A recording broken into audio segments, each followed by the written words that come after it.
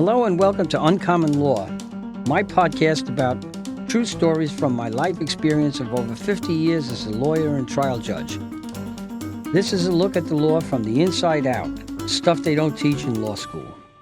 This is Judge Rudy Greco, retired justice of the New York State Supreme Court.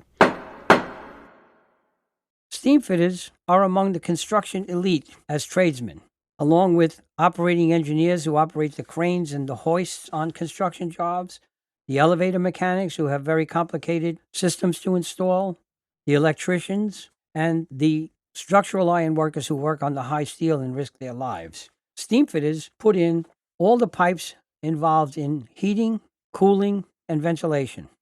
In New York City and then the surrounding area, right out to Nassau and Suffolk County and maybe some of the lower counties upstate New York, the more southernmost counties, Steamfitters are represented by the Enterprise Association Local 638 of the Steamfitters.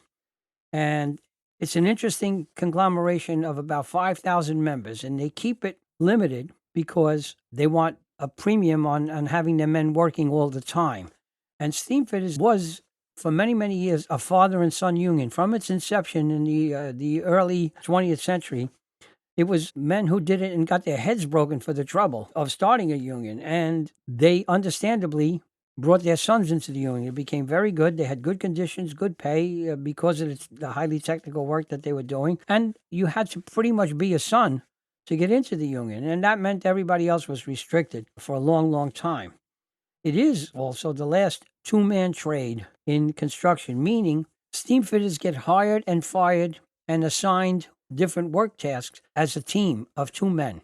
You get hired with your partner and fired with your partner. You can't send a single steamfitter to do a task. You have to send the steamfitter and the partner to do the task, which makes things safer and obviously easier. And it's a good condition, and they managed to hang on to that condition through all the contract negotiations over the years for over 100 years. In the steamfitters, foremen run the jobs, which is important because the foreman is also a union member. It's not just management. The foreman is management. He's representing management, but he's also a union member, which means if he abuses the work situation, he could be brought up on charges in the union. And the two guys that I knew in the Steamfitters were my boxing trainers, Louis Knowles and Jimmy Malone. Both of them were big-time foremen. They did the biggest jobs in New York. Louis did 2 World Trade Center, the Americana Hotel, Shoreham Power Plant, 2 Broadway, 1 Chase Manhattan Plaza. Jimmy did the Pan Am, what used to be known as the Pan Am building on 42nd Street over Grand Central, and the UN Plaza. UN Plaza, right near the UN, has an interesting feature. It has heated sidewalks. They melt the snow from underneath with hot water pipes. And Jimmy was a boss on that job. But these two guys were giants. They could write their ticket, and they were giants in the industry. They could go anywhere in the world and name their price and run work. And I was so fortunate to run into these guys through boxing. And eventually, they took on further responsibility coaching Pop Warner Pee Wee football because they had 2 kids, little Louie and young Jimmy, and they drafted me to help coach without any experience. And we had the most laughs and most fun you could ever have. And it just, these guys became my uncles and my guardians at a time in life when I could have taken a wrong turn. And I am forever grateful to both of them, not to mention some other things that happened, which we'll hear about. Anyway, I worked on a permit. Louis got me on his job on a permit. Permits are a device whereby if there's too much work, more than enough work for the 5,000 members, they will allow journeymen from other cities, Pittsburgh, Los Angeles, wherever, where things might be slow, to come in and be given temporary membership in this local and be allowed to work for a limited amount of time. So I worked for 5 summers and Christmas holidays through college.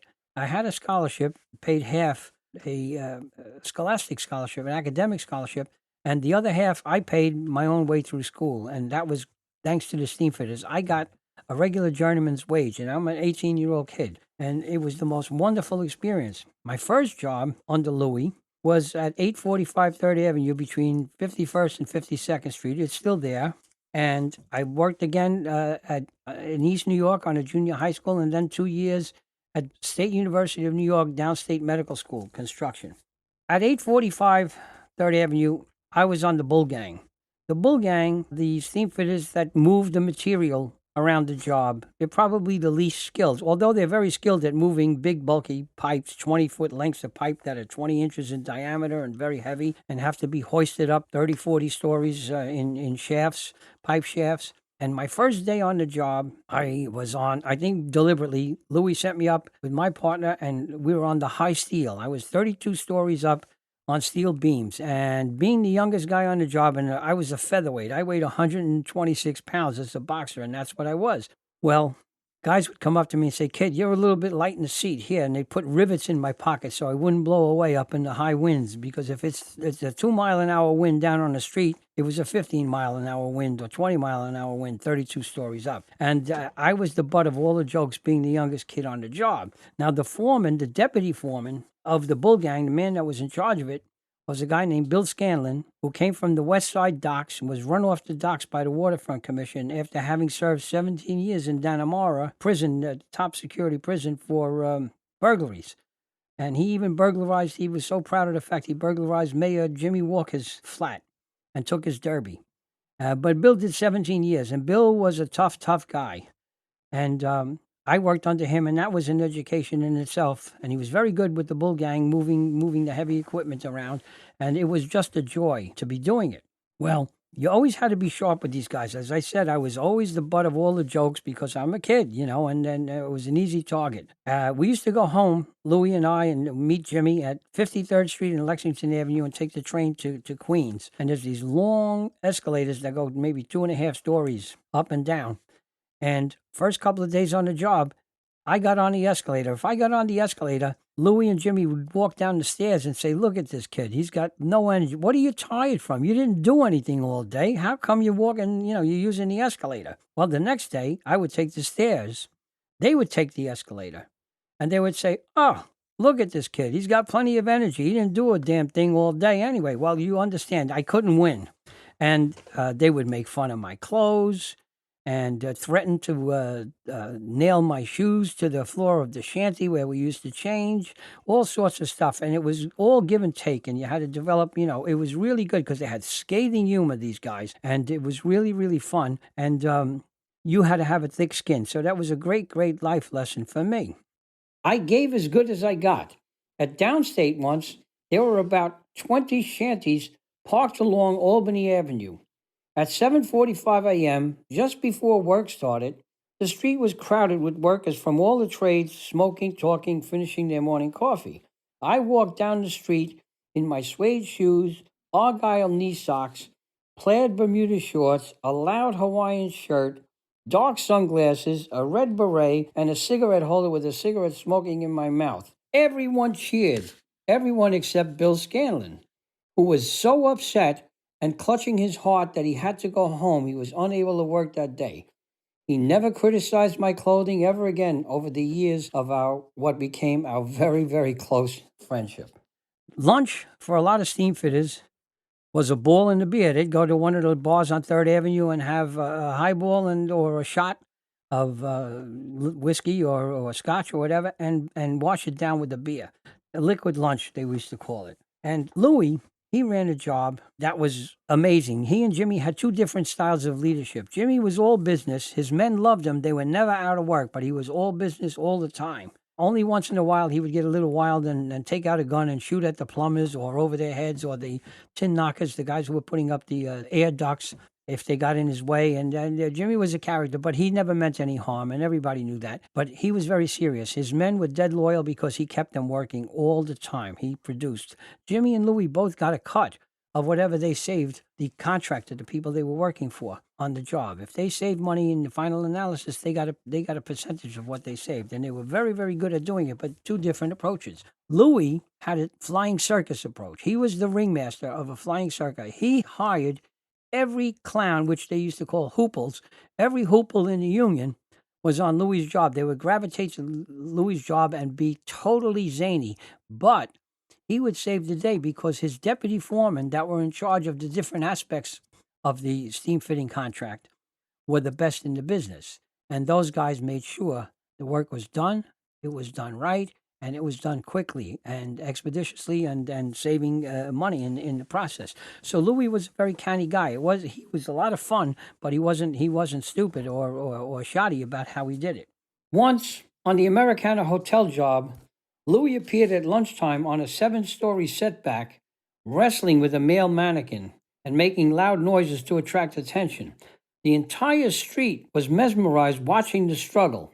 Traffic stopped. Louis kept wrestling, eventually gave out a blood-curdling scream, lifting the mannequin over his head and tossed it onto the avenue below. The crowd gasped and some people fainted. The cops never found Louis, and his legend grew as Louis the Lob for lobbing that body onto the avenue. I worked on Downstate Medical Center for 2 years, which was an eye-opener too, because we had 2,000 policemen outside the job to supervise 2,000 civil rights demonstrators who were protesting the failure of construction unions to admit the proper number of black and brown individuals into the union ranks. And the union men used to say, they built the union, they didn't want it to go to anything but their sons. But the government had other ideas, and both sides were right in a way, and they had to reconcile it. And it was a stormy reconciliation. It eventually worked out, but it was stormy. And on that job in Brooklyn, it was high tension.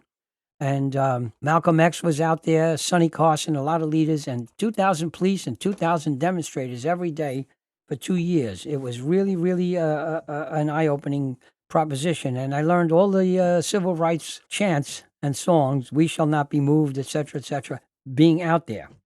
On the job, Louis would brag or complain to the men and say, "I was in New Guinea in World War II in the Navy, knee-deep in Japs, so you guys could have these conditions that you're enjoying today." And we heard that for years. Louis would do that. You'd hear it once a week from Louis, how he was knee-deep in Japs to get our great conditions.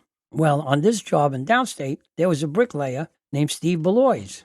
Steve Belois was from the Bronx. He was a character. I used to shadow box with him out on the deck in the summertime, and he would work in his underwear. He had underwear with Valentine hearts all over it, and he could get away with it. He was out of sight of the people on the street, and he would be up there, and we would jump rope, and he would shadow box.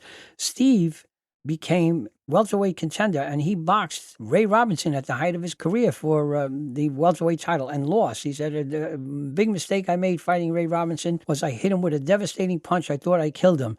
And the next thing I knew, he sprayed the ring with leather." And I'm saying, "Why did I get this guy annoyed?" He said, "It was a big, big mistake." But Steve was in the Navy on Louis' ship in Hollandia, New Guinea. And I asked him, I said, "Steve, Louis always says he was knee-deep in Japs in Hollandia." I said, "Were you on the ship with him? What did he do?" He said, "Well, Louis worked in the galley. He made ice cream." I said, "What?" He said, "Yeah, he made ice cream. He was in the galley. That's where he worked on the ship." I said, "Did he see combat?" He says he made ice cream, Rudy. Come on. So I challenged Louis. When the next time he said it, and this was in the shanty, where we would change in the morning and in the afternoon, in and out of street clothes, I said, "Louis, Steve Belois said you made ice cream in New Guinea." He says, "Yeah, I did." I said, "Well, you always say you need to eat in Japs." He says, "Are you kidding me? Do you know how hard it is to get strawberries in New Guinea? I had to go in the jungle and fight the Japanese for the strawberries." He said, you don't understand how difficult it was. And raspberries, you can't get that stuff in New Guinea." And we all started laughing. And that's how Louis was a zany guy. Well, the whole job, as I said, was filled with characters. And I'm just going to go down a brief description of a couple of these guys because they're really worthwhile. These are just some of the highlights. I can name 30 of them and you'd be exhausted by the time I got through the list. The first guy was Harvey the Actor Kelly. Harvey's grandson was a Broadway star as a child actor, and Harvey used to go backstage with the kid and meet all the chorus girls.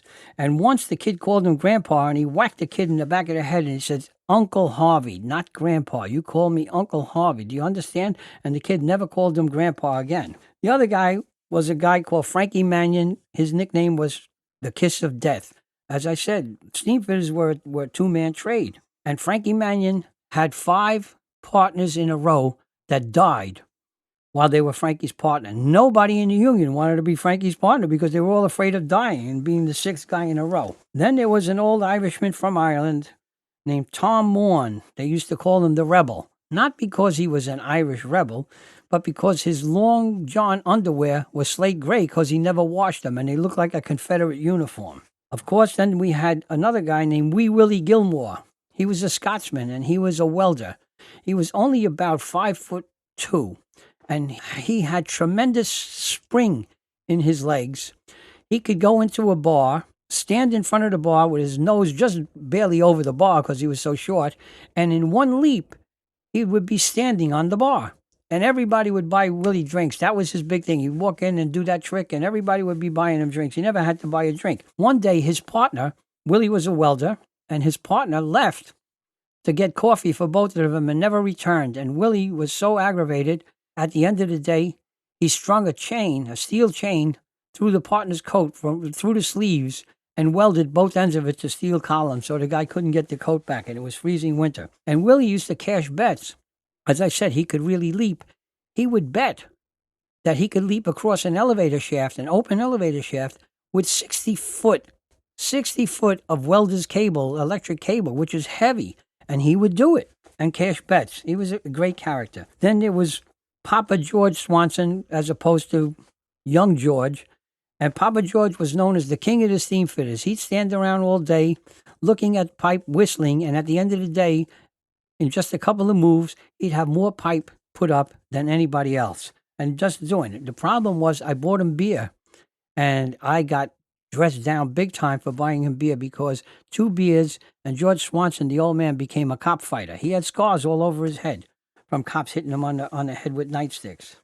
And the last guy I'm gonna talk about, well, actually not the last guy, is a guy I didn't work with, but he was, when you talk about zany characters, this guy was one of them. His name was Tom Fitzpatrick. He was a steamfitter in the 1950s. He was a legend in the Union. Among a slew of crazy people, Tom was right at the very top. In the 1950s, Tom made 2 bets. I think they were 2 years apart. He bet a guy in the bar that he could get from New Jersey to Manhattan, the Upper West Side, where he lived, in 15 minutes. And the guy says, "You'll never do it." He said, bet him a couple $100. He went to New Jersey, Teterboro flight school, stole a Piper Cub, and landed it twice. He did this. Once on Amsterdam Avenue and once on St. Nicholas Avenue, and he got arrested and everything else. And this guy actually flew the planes on Sunday morning and landed, and one was at 150-something Street, and the other one was at 191st Street in Manhattan. And last but not least was a guy named Charlie Yazel, who used to have breakfast.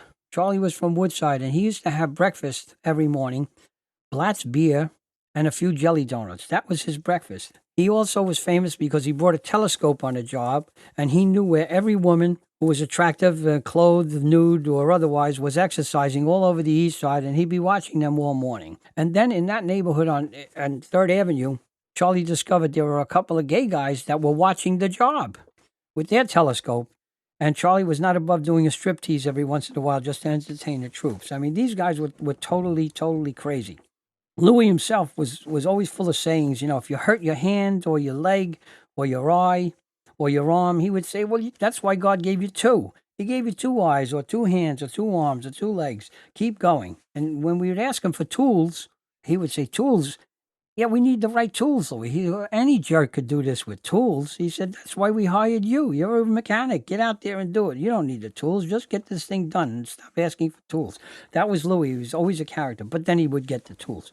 And there was a lot of black humor in the Steamfitters. For instance, Bill Scanlon on Friday the 13th would stay at the bottom of an elevator shaft in case it was payday. In case anybody fell down, they'd get his wallet.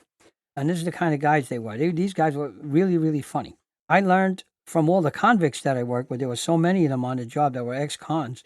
You could tell because in the morning, you could tell who they were. They would talk sideways. They would lean up against the wall of the shanty and just turn their heads and whisper to each other in conspiratorial whispers. And you always knew who the ex-cons were. That's the way they used to talk. They'd say, how are the kids? How's the wife? But they would do it like somebody was gonna hear it. I learned a number of lessons that were invaluable. I learned about bad actors in the Steamfitters. A bad actor is the kind of a guy who, if you had a fist fight and beat him, he would walk away with his tail between his legs. But 2 weeks later, he'd be behind your doorway at 3 o'clock in the morning with a lead pipe ready to send you off to a vegetative life or kill you. Those are bad actors. And you got to watch out. You never know if you're messing with a bad actor. That was a good lesson for a young kid who thought he was tough. I also learned how to give and to earn respect. I also learned about union power and how important it was to the dignity of workers and the importance. The mantra in those days is now forgotten about a good day's work for a good day's pay. I also learned how to go through life with humor and laughs and get you through the toughest times. And I'm telling you, the humor there was scathing humor, and I developed a very, very thick skin.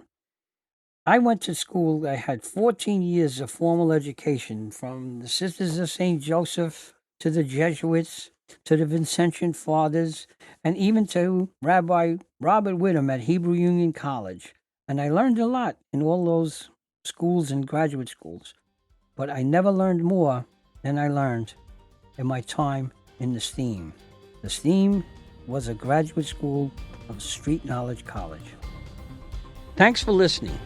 Come back next week for another episode of Uncommon Law, lessons they don't teach in law school.